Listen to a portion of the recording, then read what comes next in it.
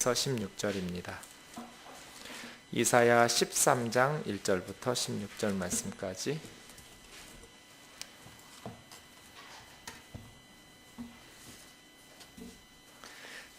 제가 읽겠습니다.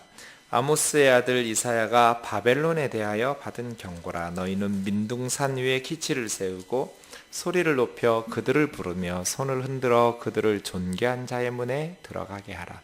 내가 거룩하게 구별한 자들에게 명령하고 나의 위엄을 기뻐하는 용사들을 불러 나의 노여움을 전하게 하였느니라. 산에서 무리의 소리가 나며 많은 백성의 소리 같으니 곧 열국 민족이 함께 모여 떠드는 소리라. 만군의 여호와께서 싸움을 위하여 군대를 검열하심이로다. 무리가 먼 나라에서 하늘 끝에서 왔으며 곧 여호와와 그 진노의 병기라. 온 땅을 멸하려 함이로다. 너희는 애곡할지어다. 여호와의 날이 가까웠으니 전능자에게서 멸망이 임할 것이미로다. 그러므로 모든 손에 힘이 풀리고 각 사람의 마음이 녹을 것이라.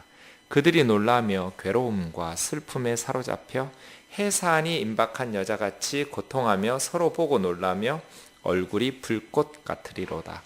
보라, 여호와의 날 곧 잔혹히 분냄과 맹렬히 노하는 날이 이르러 땅을 황폐하게 하며 그 중에서 죄인들을 멸하리니 하늘의 별들과 별 무리와 무리가 그 빛을 내지 아니하며 해가 돋아도 어두우며 달이 그 빛을 비추지 아니할 것이로다. 내가 세상의 악과 악인의 죄를 벌하며 교만한 자의 오만을 끊으며 강포한 자의 거만을 낮출 것이며 내가 사람을 순금보다 희소하게 하며 인생을 오빌의 금보다 희귀하게 하리로다. 그러므로 남한군의 여호와가 분하여 맹렬히 노하는 날에 하늘을 진동시키며 땅을 흔들어 그 자리에서 떠나게 하리니 그들이 쫓긴 노루나 모으는 자 없는 양같이 각기 자기 동족에게로 돌아가며 각기 본향으로 도망할 것이나 만나는 자마다 창에 찔리겠고 잡히는 자마다 칼에 엎드러지겠고 그들의 어린 아이들은 그들의 목전에서 메어침을 당하겠고 그들의 집은 노략을 당하겠고 그들의 아내는 욕을 당하리라. 아멘. 새로운 단락이 시작되고 있습니다. 13장까지 13장부터 새로운 부분인데요. 이사야서 전체 구조를 보면 보통 39장까지를 일부로 봅니다. 40장부터 66장까지를 후반부 2부로 보는데요. 사실 좀 더 자세히 보면 36, 37, 38, 39 이 네 장이 가운데 끼어서 1장에서 35장까지와 40장에서 66장 사이를 넘어가는 어떤 교량적인 역할을 해줍니다. 역사적으로 보면 1장에서 이렇게 35장까지 내용은 주로 시대적 역사적 상황이 아수르의 위협을 받는 이스라엘이라고 말할 수 있겠습니다. 북이스라엘과 또 아람의 군대가 쳐들어오니까 유다 사람들이 아수르에게 도움을 요청했죠. 그런데 이제 그 아수르가 도리어 예루살렘과 유다를 침공해서 위협하는 그런 시대적 상황입니다. 근데 40장에서 66장까지 가면 이제 바벨론에 의해서 어려움을 당하는 그런 훨씬 더 사실은 이사야 선지자가 활동했던 시대는 우시야, 요담, 아하스, 히스기야니까 700년대거든요. 근데 바벨론이라는 나라가 시작된 게 주전 538년이에요. 그러니까 200년 전에 살았던 사람이에요. 이사야 선지자는. 그러니까 장차 200여 년 후에 세워져서 아수르를 심판하고 또 유다와 예루살렘을 멸망케 할 바벨론, 이 바벨론이라는 나라를 이사야 선지자가 예언적으로 미래를 예언했다고 봐야겠죠. 그렇게 이사야서가 크게 두 부분으로 나누어져 있는데 앞선 부분 1장에서 35장까지 보시면 1장에서 6장까지는 일반적으로 이스라엘의 죄에 대한 심판의 내용이 나와요. 총론적으로 이스라엘이 짐승만 또 못하고 소는 주인의 구유를 알아보고 나귀는 주인을 알아보는데 이스라엘은 하나님을 알아보지 못하고 짐승만 또 못한 어리석은 이스라엘에 대한 그러한 죄에 대해서 심판하면서 이사야 선지자가 6장에서 하나님의 선지자로 부르심을 받죠. 물론 하나님의 심판의 메시지가 주된 내용을 이루지만 그 안에도 이스라엘의 구원과 회복에 대한 소망에 대한 메시지들도 드러나 있습니다.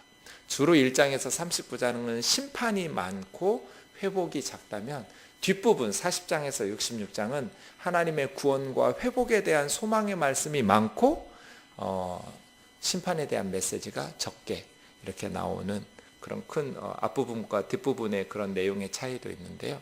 그리고 나서 이제 7장에서부터는 구체적인 이스라엘의 죄와 심판을 선포했거든요. 35장까지 이렇게 이어지는데 7장에서 12장까지 이스라엘의 죄에 대한 심판이었어요. 그런데 이제 13장부터는 이스라엘의 주변 나라들에 대한 심판이 10개가 나와요. 이제 첫 번째가 13장, 14장에서 나오는 바벨론이거든요. 13장 1절에 보면 바벨론에 대하여 받은 경고라 이렇게 되어 있어요. 말씀드린 것처럼 바벨론이라는 나라가 이사야 선지자가 사역하던 시기보다 200년 뒤에 시작되는 나라거든요.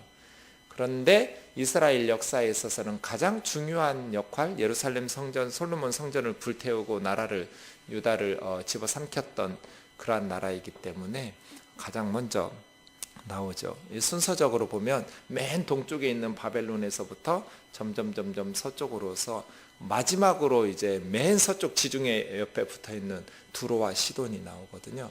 그런 어떤 이방 나라에 대한 심판이 23장까지 이어져요. 길게. 그러면 이사야 선지자는 왜 이스라엘 주변의 열방에 대한 이방 나라들에 대한 심판을 선언했을까요? 요나 선지자처럼 그 나라에 가서 하나님의 말씀을 전한 것도 아니잖아요. 이사야 선지자가 뭐 바벨론에 간다든지 아수르에 간다든지 뭐 두로에 간다든지 모압이나 이집트, 애굽에 간다든지 이런 식으로 해서 말씀을 전하지 않거든요. 그러면 그 열방의 나라 사람들은 이러한 이사야 선지자를 통한 하나님의 경고를 안 듣겠죠. 관심도 없어요. 그럼 이 말씀을 듣는 사람들은 결국 이스라엘 사람들이란 말이에요. 열방에 대한 내용이지만 그 내용의 메시지를 듣는 사람들은 유다, 이스라엘 사람들, 예루살렘 사람들이거든요. 그러한 예루살렘 사람들을 향해서 왜 열방이 하나님의 심판을 받을 것에 대한 경고의 말씀을 듣게 하겠어요? 이 모든 나라들을 누가 다스려요? 하나님이 다스린다는 거예요. 조그만 나라인 유다의 입장에서 보면 아수르 대제국, 강대국이죠. 세계 최강이에요. 이집트도 그렇고요. 바벨론도 그렇고요. 엄청난 나라들인 것 같지만 결국 그 나라들도 하나님께서 심판하신다. 그게 무슨 뜻이겠어요? 이스라엘 사람들에게는. 너희가 비록 작은 약소국가이지만 열방을 다스리시는 역사의 주인은 하나님이시기 때문에 이스라엘이 하나님을 신뢰하고 하나님의 말씀에 순종하면 구원을 받는다는 거예요. 어떤 나라도 걱정할 필요가 없다는 거예요. 열방에 대한 심판의 메시지를 주시는 이유는 이스라엘 백성들에게 그 열방의 군사들을 두려워하거나 열방의 백성들을 의지하지 말고 하나님을 두려워하고 하나님을 신뢰하라는 거죠. 선지자들을 보면요, 크게 두 부분으로 나눌 수 있는데요. 초창기 선지자들은 엘리야나 엘리사 선지자처럼 선지서를 남기지 않죠. 구전 선지자라고 그래요. 하나님의 말씀은 선포하는데 기록으로 남기지 않은 초창기 선지자들이 그랬어요. 그러다가 언제부터 기록 선지자들이 나오기 시작하냐면 북이스라엘이 멸망하기 직전부터예요. 나라가 둘로 갈라져서 북쪽의 10지파, 그 북이스라엘이 아수르에 의해서 멸망하기 전부터 선지자들의 메시지가 기록되기 시작해요. 이 기록 선지자들인데요. 초창기 1세대들이 아모스와 호세아예요. 그러니까 그 다음 약간 뒤가 미가, 이사야 이런 선지자들이거든요. 그 다음에 한참 후에 이제 남쪽 유다가 예루살렘이 멸망할 때 선지자가 이제 예레미야 선지자 같은. 그 다음에 아예 멸망한 후에 바벨론 포로로 끌려가서 에스겔이나 다니엘이나 이런 선지자. 크게 그래서 기록 선지자들을 3기로 나누는데요. 초창기 선지자들이 북이스라엘이 멸망할 때, 그때쯤이에요. 그러니까 이사야 선지자가 하고 싶은 메시지는 뭐겠어요? 북이스라엘이 망했다. 이게 무슨 뜻이에요? 남쪽 유다 너희들 정신 차리라는 얘기예요. 예루살렘과 유다 백성들아 정신 차려라. 너희도 계속 이렇게 어리석게 우상 숭배하고 하나님의 말씀을 거역하면 북쪽의 열지파처럼 망한다. 그런 경고의 메시지를 구전 선지자들은 일회적으로 선포하고 끝났다면, 이제 기록된 선지자들은 계속해서 그 메시지를 남겨놓으니까 후세대들이 계속 읽고 묵상하고 반복해서 그 말씀을 듣게 되잖아요. 전하고 기록으로 남지 않은 선지자들의 내용은 기억에서 사라질 수 있지만, 기록된 선지자들의 메시지의 내용은 이스라엘 백성들이 반복해서 기억함으로써 그들의 역사를 비춰보게 되거든요. 그러니까예요. 하나님께서 다급하시니까, 나라 망하게 생겼으니까 기록해놓고 한번 듣고 끝내는 구전 선지자들과 같이 계속해서 이 말씀을 상기시켜 주려고 하나님의 종들을 파송하시는 것이죠. 그래서예요. 이렇게 열방에 대한 메시지를 선포하고 이사야 선지자가 톱으로 썰어 죽임을 당할 때까지 몸부림치면서 하나님의 말씀을 전하시는 이유는 망하지 말라고, 열방을 의지하지 말고 저 북쪽의 열지파와 같이 남쪽 두 지파 유다 예루살렘 너희들은 그렇게 어리석게 살다가 멸망하지 말라고 하나님의 메시지를 주시는 것이거든요. 그런데 듣지를 않아요. 그 어리석은 것이죠. 왜 듣지 않을까요? 교만해서 그래요. 1절부터 좀 보시죠.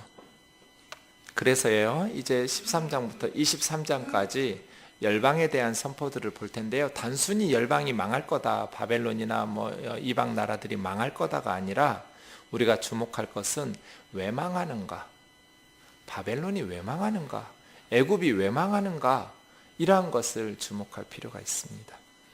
아모스의 아들 이사야가 바벨론에 대하여 받은 경고, 말씀드린 것처럼 200여 년 전에 살면서 말씀을 전했던 이사야 선지자가 200여 년 후에 시작될 바벨론이라는 나라에 대해서 경고라고 번역된 말은 무거운 짐이라는 뜻이에요. 그러니까 가벼운 메시지가 아니에요. 중대한 메시지예요. 너희는, 이제 하나님께서 바벨론을 향해서 전쟁을 선포하셔요. 하나님의 심판을 시작하시는 것이죠. 군대를 모집하고 계셔요. 민둥산 위에 기치를 세우고, 민둥산이니까 아무것도 없는 벌거숭이 산이잖아요. 그럼 사람들이 다 보겠죠? 예, 나무나 숲이 빽빽한 곳에 깃발 세우면 잘 보이지 않을 테지만 민둥산이니까 아무것도 없으니까 깃발, 기치는 깃발이에요. 깃발을 세우면 누구나 다 볼 수 있는, 모든 나라 사람들에게 바벨론에 대한 심판이 공개적으로 시작되는 거예요. 깃발을 세우고 소리를 높여 그들을 부르며 자원병을 모집하는 것이죠. 하나님의 군대가 되어서 바벨론을 칠 그러한 군대를 모집하고 있어요. 손을 흔들어 그들을 존귀한 자의 문에 들어가게 하라. 두 가지 해석이 가능한데요. 존귀한 자 하면 바벨론의 존귀한 자가 누구겠어요? 왕이겠죠. 바벨론 왕. 바벨론 왕의 문으로 들어가라 하는 것은 지금 하나님의 타겟은 바벨론의 중심부인 왕궁이에요. 존귀한 자의 왕의 문, 왕의 문으로 들어가서 바벨론 왕을 제거시키는 거예요. 그러니까 적당히 심판하시는 것이 아니라 아예 바벨론이라는 나라 자체를 없애버리는 거예요. 왕을 제거시키는. 또 하나 이 존귀한 문이라고 하면 자원자들, 느디빔이라는 단어인데요. 자원자들이라고 번역하기도 해요. 사사기사나 이런 데 보면. 그래서 자원하는 사람들을 모집해서 자원자들을 모집하는 그런 문으로 모집한다. 이렇게 해석할 수도 있는데요. 대부분은 바벨론 왕으로 해석해요. 존귀한 자의 문에 들어가서 공격하게 하시는 네. 물론 바벨론이라는 단어는 없고 그냥 존귀한 자의 문이라고 하지만 1절에 바벨론에 대한 경고라고 했고 19절에 보시면 바벨론에 대한 심판인 것이 드러나기 때문에 바벨론의 존귀한 자라고 해석해야겠죠. 내가 거룩하게 구별된 자들, 그러니까 하나님께서 전쟁을 위해서 거룩하게 구별된 군대를 모집하는 거예요. 나의 위엄을 기뻐하는 용사들, 하나님의 위엄을 기뻐하는 사람들이 하나님의 군대로 모집되겠죠. 그래서 하나님의 분노를 바벨론에게 전하도록 바벨론의 죄에 대해서 하나님의 분노를 쏟아붓는. 그런데 4절에 보시면 이 바벨론을 심판하시는 하나님의 군대가 전 세계에서 모여드는 거예요.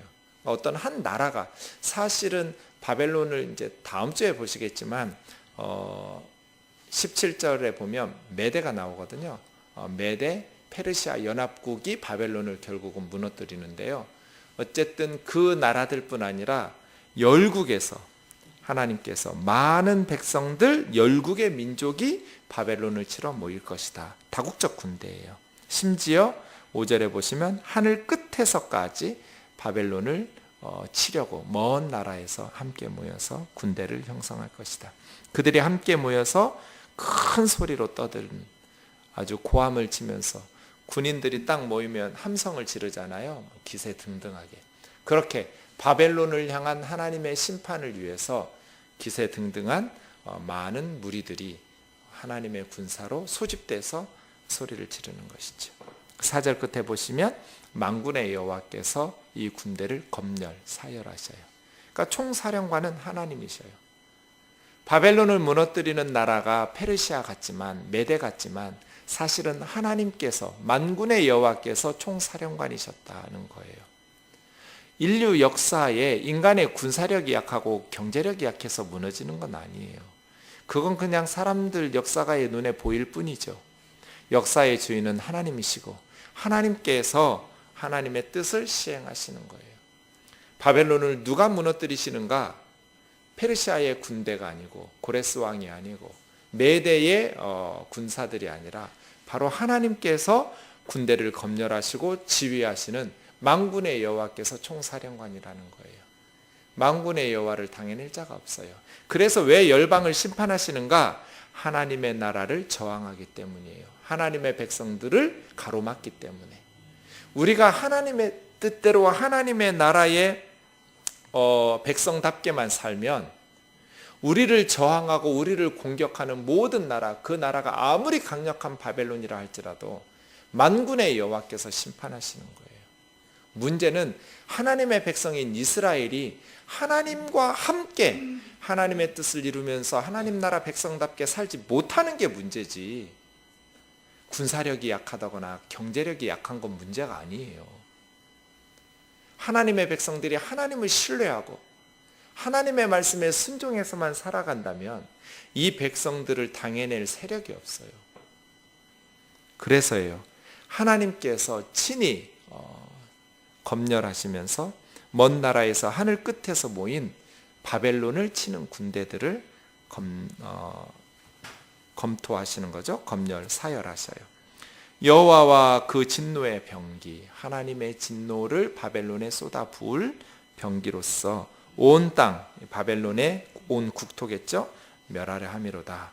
이렇게 1절에서 5절까지 서론적으로 바벨론을 심판하시겠다고 하나님께서 군대를 소집하고 또 검열하시고 하나님의 심판의 날을 선언하시는 거예요.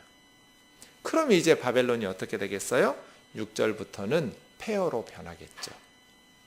하나님의 심판이 많은 나라들, 열국이 함께 모여서 바벨론을 심판하게 하시는 하나님의 심판의 역사가 시작되면 바벨론에 어떤 일이 일어나요? 6절이요.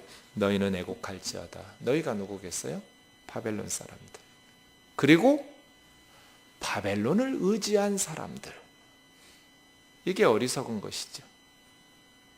바벨론이야 그들의 죄 때문에 멸망받는 것이 당연한데, 하나님의 백성이라고 생각하는 이스라엘 사람들도 바벨론을 의지하고 신뢰하다가 바벨론이 무너질 때 함께 통곡해야 된다는 거예요. 사랑하는 형제 자매 여러분, 세상이 심판받을 때 하나님의 백성들이 그 속에서 함께 심판받지 않기를 바랍니다. 소돔과 고모라가 심판받을 때 하나님의 백성인 롯의 가정은 건진받아야 하잖아요. 왜 소금기둥이 돼요? 그 자리에 있어서. 그래서예요. 우리는 바벨론에 살아도 바벨론 사람들처럼 살면 안 되는 거예요.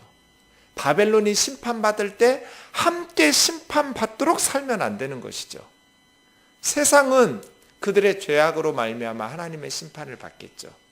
문제는 하나님의 백성들이 이 세상에서 살지만 우리의 시민권은 천국에 있다고 생각하고 우리는 천국 시민이라고 생각하면서 우리의 본국의 명령을 따르면서 이 세상에서 살아내야 하잖아요. 하나님의 백성들이 천국 시민답게 살지 못하면 이 세상의 법을 따르고 이 세상의 방식대로 살다가 이 세상을 심판하실 때 하나님의 백성들도 도매금으로 함께 심판당하는 것은 안타깝고 어리석은 일이죠. 너희는 애곡할지어다. 바벨론이 멸망하니까 애곡하고 통곡하라는 것이거든요. 애곡하라는 말은 막 맹수들이 울부짖을 때 소리내듯이 그렇게 고통스럽게 부르짖는 게 애곡하는 거예요. 그런데 이 너희 속에 바벨론만이 아니라 바벨론을 의지하고 믿고 따르고 살았던 사람들도 함께 멸망하는 것이죠. 우리가 의지할 것은 하나님이죠. 그래서 우리는 하나님의 방식대로 살아가는데 돈도 필요하고 지식도 필요하고 건강도 필요하고, 그러나 우리의 주인은 하나님이어야지 돈이 우리의 주인이고 권력이 우리의 주인이고 명예가 우리의 주인이면 안 되잖아요. 그건 우리가 주인 노릇하면서 하나님의 일을 하는 도구로 사용해야지 물질의 노예가 되고 쾌락의 노예가 되어서 하나님의 백성답게 살지 못하면 바벨론이 무너질 때 하나님의 백성들도 함께 무너지는 거죠. 여호와의 날, 이 여호와의 날은 1절에서 5절까지 말씀하신 그날이죠. 하나님께서 바벨론을 향해서 진노의 심판을 시작하시려고 군대를 모집하시고 그들을 짓밟으시는 날, 전능자에게서 멸망이 가까이 왔다. 예, 이 전능자가 샤다이예요. 엘 샤다이, 전능하신 하나님. 누구도 막을 수 없어요. 그러니까 군사력의 문제가 아니에요. 하나님의 능력이 하나님의 계획을 실행하시는 것이죠. 그냥 메대와 페르시아는 도구였어요. 바벨론의 죄에 대한 하나님의 심판의 도구. 그러므로 바벨론 사람들의 손에 힘이 풀리고 각 사람의 마음이 녹을 것이니, 손은 외적인, 마음은 내적인, 외부적으로 손의 힘도 풀리고 내부적으로 마음도 녹아내리고, 하나님의 심판이 일어나면 그렇게 전 세계 최강대국이라고 떵떵거리면서 큰 소리 쳤던 바벨론 사람들이 손에 힘이 맥이 풀리고 마음이 녹아내리는 그러한 날이 올 것이다. 그 날이 얼마나 고통스러운 날인지 놀라며 괴로움과 슬픔에 사로잡혀서 해산이 임박한 여인 같을 것이다. 이 세상에서 경험할 수 있는 가장 큰 고통이, 저는 안 나봐서 몰라요, 해산의 고통이라고 하잖아요. 제일 힘들었던, 그래서 자매님들은 아이 낳는 얘기하고요, 형제님들은 군대 갔다 온 얘기 하나 봐요. 해산의 고통이 그만큼 힘들어서, 제가 제 여동생 아이 낳아서 이제 병원에 가봤더니 힘들었지 그랬더니, 오빠 하늘이 노랬어, 정말 죽는 줄 알았어. 그런데 제가 눈물이 핑 도는 거예요. 아까운 내 동생 아이 낳느라고 얼마나 힘들었을까. 죽는 것 같았다고, 하늘이 노랬다고. 해산한다라는 거, 인간이 경험할 수 있는 가장 고통스러운, 바벨론이 하나님의 심판을 당할 때 해산이 임박한 여인처럼 엄청난 고통을 치르게 될 거라는 거예요. 너희가 너무나 공포스러워서 서로 보고 놀라고 너희 얼굴이 불꽃같이 타오를 것이라고. 너무나 고통스러우니까 얼굴이 막 불붙는 것 같이 빨갛게 달아올라서 상기될 것이라고. 그렇게 서로 쳐다볼 것이라는 거예요. 9절이요. 보라, 여호와의 날 곧 잔혹히 분냄과 맹렬히 노하는 날이 이르러 땅을 황폐하게 하며. 그 바벨론의 땅들이 다 폐허가 될 거예요. 모든 약한 나라들을 다 전쟁으로 약탈하고 짓밟고 온 나라에서 끄집어 온, 그래서 웅장하게 세워놓았던 바벨론의 전 국토, 바벨론의 그 문화, 그 건축, 모든 것들이 폐허가 될 것이다. 세계 최강대국을 자랑했던 그들의 국토가, 그들의 땅이 폐허가 될 것이다. 그 중에 죄인들을 멸하리니 하늘의 별물이 빛을 내지 아니하고, 해가 떴는데 어두워요. 달이 떴는데 빛을 비추지 않아요. 이게 무슨 뜻이에요? 바벨론 사람들, 이방 사람들이 의지했던 게 뭐예요? 하늘의 해, 달, 별들도 다 신이었거든요. 거기에서 능력을 받아서 전쟁한다고 생각하고 힘을 낸다고, 해로부터 능력받고 별 신으로부터, 별들이 다 신이에요. 달들, 특별히 바벨론의 주신은 달이에요. 그 달로부터 능력을 받아서, 저 신적 능력을 받아서 살아가게 된다고 하는데, 그들이 믿고 의지하던 해, 달, 별들이 빛을 내지 않아요. 하나님의 심판이 시작되면 누구도 도와줄 수 없어요. 그래서 무능하게 돼버린 해, 달, 별들을 보면서 더 절망스럽겠죠. 해가 빛을 비치지 않고 깜깜하고, 달들도 별들도 빛을 내지 않고 어두워질 것이다. 그래서요, 11절 우리 같이 읽죠? 11절이 핵심이에요. 시작. 내가 세상의 악과 악인의 죄를 벌하며 교만한 자의 오만을 끊으며 강포한 자의 거만을 낮출 것이며. 예. 바벨론이 왜 망해요? 열방이 왜 하나님의 심판을 받아요? 교만하기 때문이에요. 내가 이내는 하나님이시죠. 하나님께서 세상의 악과 악인의 죄를 벌할 것이다. 그런데 왜 그들이 악을 행하였을까요? 교만한 자의 오만을 끊으며 강포한 자의 거만을 낮출 것이다. 교만해서 망하는 거예요. 청와대가 왜 망해요? 교만해서 망하는 거예요. 그 사람들 앞에서 온갖 권력을 가진 검찰이니 장관들이니 다 무릎 꿇고 설설 기고 바보짓하고, 그런데 장관들이 기니까 뭐 대학 교수니 총장이니 청와대 뭐 비서실장이니 뭐니 하는 사람들이 다 설설 기니까 너무나 교만하고 오만하고 거만하다가 하나님께서 끊으시는 거잖아요. 낮추시는 거잖아요. 다 들추어내서 뒤집어 엎으시는 거잖아요. 거만하고 교만하고 오만한 사람이 두 가지 방법으로 나타나요. 첫 번째, 하나님을 향해서 거만하죠. 교만하니까 하나님에게 도전해요. 하나님 앞에서는 겸손하게 자신을 낮춰야 하잖아요. 하나님 앞에서는 겸비해야 되는데 하나님을 향해서 도전해요.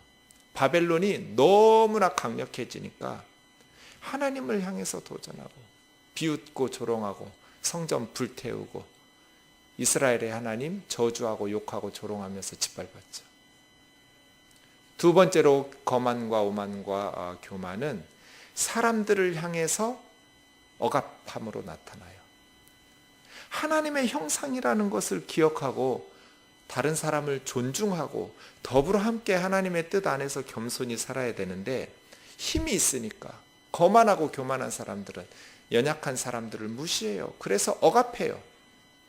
자기 힘으로, 권력의 힘으로 다른 사람들을 약탈하고 폭력적 억압을 행사하죠. 바벨론이 그러다가 망한 거예요. 하나님에 대해서 도전하고 다른 사람들에 대해서 약탈하고 착취하고, 개인이든지 나라이든지 교만하면 망해요. 하나님께서 그들의 오만을 끊으실 거거든요. 그들의 거만을 낮추시거든요. 성경 보세요. 하나님께서 꾹꾹 눌러 참으시다가 도저히 안 되겠다 하고 딱 심판 여호와의 날 시작하시면 뼈도 못 추려요. 완전히 짓밟아버려요. 최순실 씨 보세요. 하나님께서 어떻게 하시는지. 오래 참으시지만 하나님의 심판이 시작되면 모든 거만한 것을 끊어내고 모든 교만한 것을 아주 바닥에 낮아지게 낮추시는 거예요. 그래서예요. 바벨론이 잘 나갈 때 겸손했어야 돼요. 그런데 힘 있는 사람들이 겸손하는 것은 얼마나 어려운 일이에요. 그렇죠? 그래서 하나님의 은혜가 우리에게 필요해요. 사람들이 막 높여주니까 정말 자기가 대단한 줄 알아요. 우리는 한 줌의 흙이라는 것을 늘 기억해야 돼요. 하나님께서 버리시면 한순간에 낮아진다라는 것을, 한순간에 무너질 수 있다는 것을, 한 줌의 흙으로 지음받은 연약한 인생이라는 것을 인정하고 날마다 하나님 의지하고 살아야 돼요. 그런데 세상에서 하는 일들이 잘 되고 성공적이면 한도 끝도 없이 교만해져요. 하다못해 지하의 작은 교회 목사인 저도 뭐 하는 일 잘 되고 막 성도님들이 막 칭찬하고 하면 막 구름 위를 나르고 지가 무슨 대통령이라도 될 것 같은 내가 이렇게 선거에 나가면 아휴, 웃기지도 않아요. 그게 인간이에요. 한 줌의 흙이라는 걸 자꾸 잊어버려요. 자기가 세상을 뒤집어 엎을 것 같아요. 그게 교만이에요. 힘 있는 사람들이 겸손하기가 얼마나 어려운가. 하나님은 악인들의 죄를 벌하시는 분이에요. 교만한 자들, 그 오만을 끊으시고 거만한 자들을 낮추시는 분이에요. 그것을 기억해야 돼요. 하나님의 심판이 시작되면 어떻게 돼요? 바벨론은 12절처럼 돼요. 오빌이라는 곳은 금으로 유명한 지역인데 지금은 어딘지 알 수가 없어요. 하여간 그 시대에, 구약 시대에 아주 좋은 금이 생산되는 아주 값진 금 생산지이겠죠. 오빌의 금처럼 사람 만나기가 힘들거든. 너무너무 비싸고 값진 금, 이게 흔하면 그게 그렇게 비싸겠어요? 오빌의 금이 희소하니까 사람들이 비싼 돈을 주고 살려고 하겠죠. 그런데 사람이 바벨론의 거리에 오빌의 금을 찾는 것이 더 많을 거라고. 사람 만나기가 그만큼 힘들어질 거다. 희소하게 될 것이다. 희귀하게 될 것이다. 바벨론 사람들이 다 죽을 거다. 살아남은 사람이 없을 거라는 거예요. 왜요? 하나님께서 분하여 맹렬히 분노하는 날에 하늘이 진동하고 땅이 흔들어 그 자리에서 떠나게. 바벨론을 향해서 하늘도 진동하고 바벨론의 땅들도 원문에 보면 그 자리에서 튀어나가 버리는 그런 뜻이에요. 땅들이 그 자리에서 떠나게 하리니 그들이 쫓긴 노루나 모으는 자 없는 목자 없는 양같이 각기 자기 동족에게 돌아가며. 그러면 14절에 그들은 누구겠어요? 이제 외국에서 바벨론에 와서 살던 외국인들이겠죠. 뭐 기술자들이라든지 무역을 하고 장사를 하는 상인들이라든지 아니면 노예로 끌려왔던 포로들이라든지 노동자들이라든지 이런 바벨론이 멸망하는 것을 보고 노루나 양처럼 막 흩어져서 자기네 나라로 돌아갈 거라는 거예요. 그렇게 돌아가지 못하고 탈출하지 못하면 어떻게 돼요? 15절 16절처럼 돼요. 창에 찔려 죽겠고 잡히는 자마다 칼에 엎드러지겠고 전쟁이니까요. 어린아이들도 부모들이 보는 데서 매어침을 당할 것이고 집들은 약탈당할 것이고 아내들도 겁탈을 당할 것이고. 그러니까 바벨론이 멸망할 때 이보다 더 큰 비극이 없어요. 네. 잔인하게 용서 없이 어린애들이라고 봐주지 않아요. 힘없는 여자들이라고 봐주지 않아요. 바벨론이 그런 재앙을 받을 것이다. 왜요? 교만했기 때문에. 그들이 교만하게 잔인하게 다른 나라 사람들 어린아이들을 메어치고 힘없는 여인들도 다 겁탈했던 바벨론이 그대로 돌려받는 거예요. 그래서예요. 힘 있을 때 겸손하게 하나님의 말씀에 순종하면서 살라는 거예요. 왜 이스라엘 사람들에게 이 바벨론의 멸망을 이야기해요? 너희도 그 경고의 말씀을 듣고 하나님 의지하면서 겸손히 살라는 거예요. 역사는 반복되는 것 같아요. 이러한 하나님의 심판의 역사들을 읽고 눈으로 봄에도 불구하고 세월이 흐르면 또 반복되고, 정권 말기마다 이렇게 대통령들이 곤욕을 치르시는 게 지금 몇 번째예요? 그렇죠?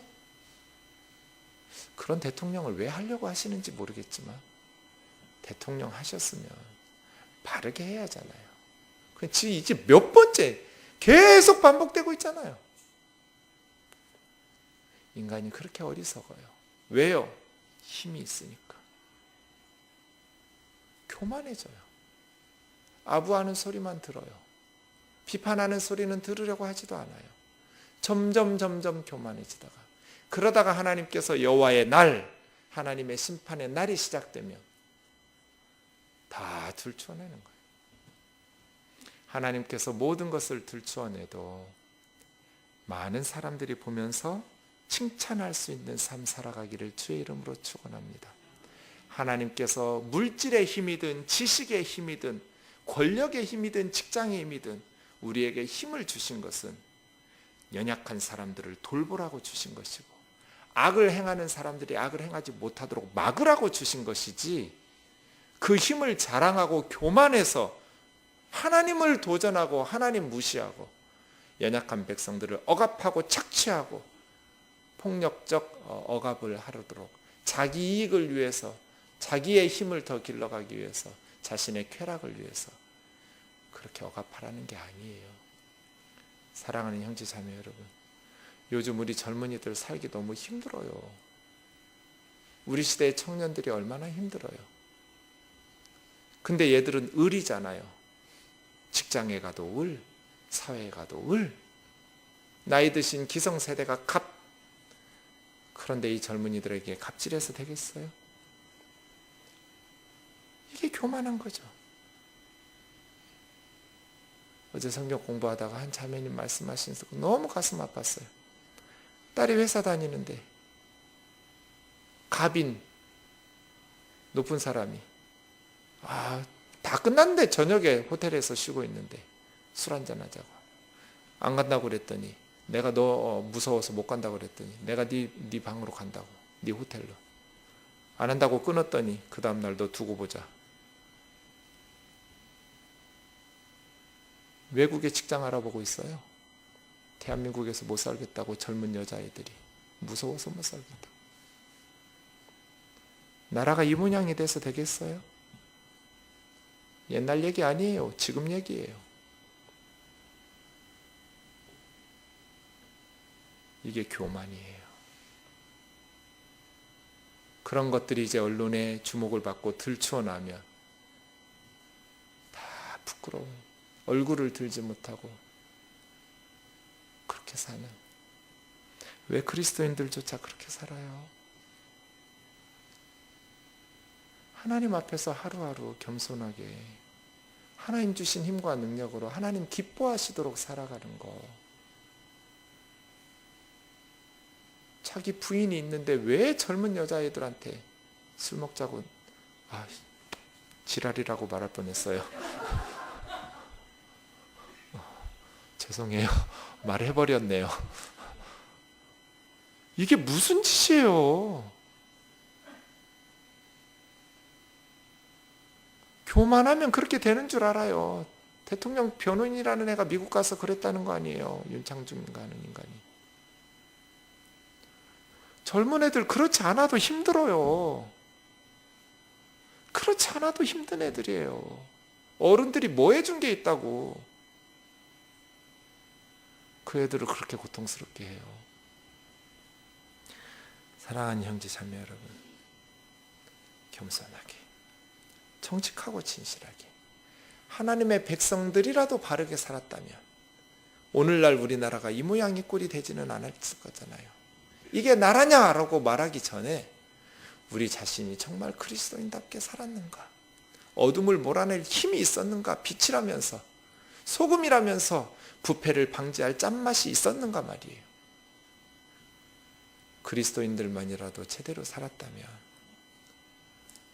우리 아이들이 이게 나라냐고 이렇게 아픈 소리는 듣지 않았을 거 아니에요?